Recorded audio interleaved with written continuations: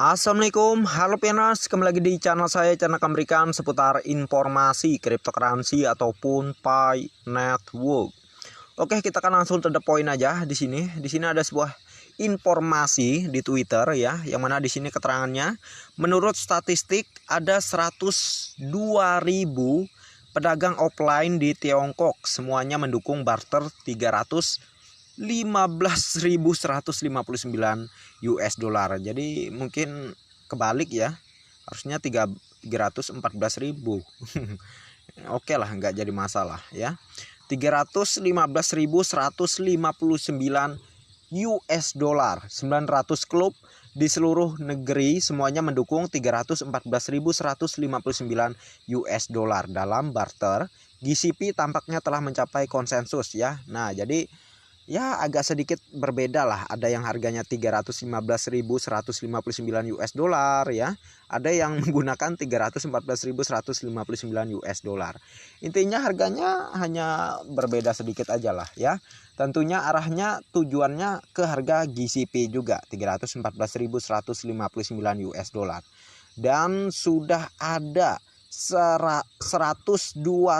Wah, mantap sekali ya, sudah ada 102.000 pedagang offline di Tiongkok.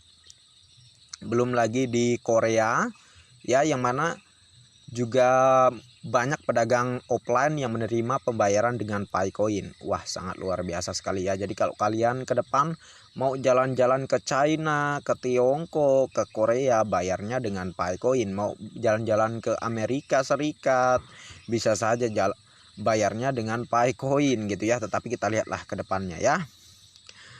Mantap ya. Ini bisa-bisa nilai konsensus GCP ini menang nih. Apalagi China ini adalah komunitas terbesar dari komunitas Pioneers di berbagai negara ya. Dari komunitas Pioneers di negara-negara lainnya, begitu maksud saya. Dan di sana banyak yang mana tadi dijelaskan menerima pembayaran dengan Picoin ya, seperti contohnya di gambar ini ya. Nih ya. Wow, sangat luar biasa ya untuk Pi Network sendiri di luar negeri atau di negara maju ya. Dan kita lanjutkan. Pi tidak memerlukan arus masuk modal karena Pi adalah uang. Apakah kamu mengerti? Sekarang jaringan utama tertutup hanya untuk nilai konsensus teman-teman. Setelah barter dibuka, itu akan tersedia di mainnet terbuka dalam waktu singkat. Nah, inilah cerdasnya Dr. Nicholas dan Dr. Cheng Diovan ya. Jadi sebenarnya sebagai alasan aja, sebenarnya kita ini sudah open mainnet.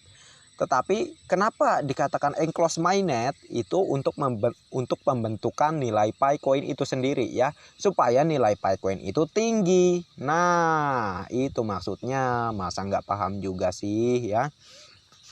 Kan kita bisa lihat bagaimana proyek-proyek lainnya ya, seperti Bitcoin, Ethereum, yang mana di situ di masa mereka, di zaman mereka nggak ada yang namanya enclosed mainnet, nggak ada ya, nggak ada. Sedangkan di Picoin ada enclosed mainnet. Gunanya untuk apa? Untuk pembentukan nilai dan penguatan ekosistemnya ya. Jadi kalau sudah nilainya terbentuk, nanti ekosistemnya sudah kuat, maka kita akan segera ke open mainnet. Mengenai ekosistem sendiri ya udah nggak bisa diragukan, memang sudah sangat banyak ya proyek-proyek yang bergabung di dalam ekosistem jaringan Pi. Untuk pembentukan nilai Pi dengan nilai GCP memang sudah tidak diragukan lagi. Banyaknya seperti halnya di China, negara maju di luaran sana, itu mendukung terhadap nilai GCP ini ya.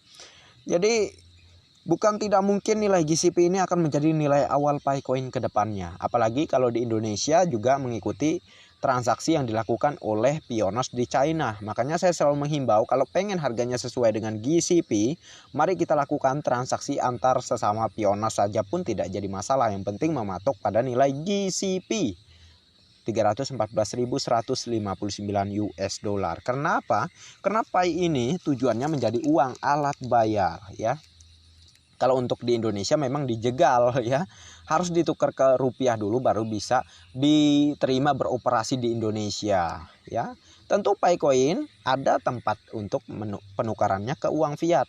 Melalui apa? Melalui ekosistemnya. Di dalam ekosistemnya sudah ada proyek-proyek atau platform yang menerima atau yang menjembatani kita ke depannya dalam pertukaran ke uang fiat. Ya, wow, sangat lengkap sekali ya.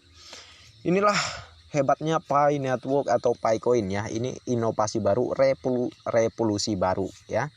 Jadi bagi siapapun yang menolaknya tentu akan tertinggal, tahu tidak? Tertinggal ya. Itulah, kalau kita pengen maju ya kita harus mengikuti perkembangan zaman. Kalau kita tidak bisa mengikutinya, selalu menolak dengan perubahan ya, kita akan bernasib yang sama aja gitu ya, nggak ada peningkatan dalam kehidupan kita. Sedangkan dunia cepat sekali berubah, kalau kita lambat meresponnya maka kita akan tertinggal. Itu sesuai pernyataan dari Pak Joko Widodo ya, Pak Presiden Joko Widodo tentunya. Ya, jadi jelas semuanya. Ya, kalau kita mau belajar ya tentu kita akan paham. Tetapi kalau kita hanya memandang sekilas dan asal menilai saja tanpa belajar, itulah yang mana kita akan kebingungan sendiri. Akhirnya ujung-ujungnya karena kita kebingungan sendiri dan tidak paham terkait hal itu, kita akan berpura-pura seakan kita paham. Dan terjadilah kebodohan saat kita menilai hal tersebut ya. Karena asal-asalan kita nggak paham, kita seakan pura-pura paham gitu ya kan. Itu terjadilah penilaian yang sangat bodoh ya kan. Karena apa? Seperti yang kita perhatikan, apa yang disampaikan atau dinyatakan oleh si nyinyir atau si tukang bully di komentar, itu nggak berdasar semua. Dia cuma bisa nyinyir, cuma bisa membuli orang tanpa dasar ya, tanpa data gitu ya, nggak ada datanya. Itulah mengapa saya selalu menganjurkan kalau bisa gitu ya, kalau bisa ya belajar. Ya, kalau bisa belajar, dicari tahu gitu ya, maka Anda akan paham. Tetapi kalau Anda malas-malasan dan Anda mengatakan bahwa belajar itu susah, ya setidaknya Anda mendengarkan orang yang paham gitu ya. Nah, itu akan membuat Anda pun juga paham gitu ya. Itu saja solusinya. Oke. Jadi mungkin tidak perlu saya jelaskan panjang lebar lagi. Intinya dengan apa yang sering saya jelaskan dari beberapa video saya sebelumnya sampai dengan sekarang, kalian sudah paham lah tujuan dan visi dari Picoin atau Pi Network ini.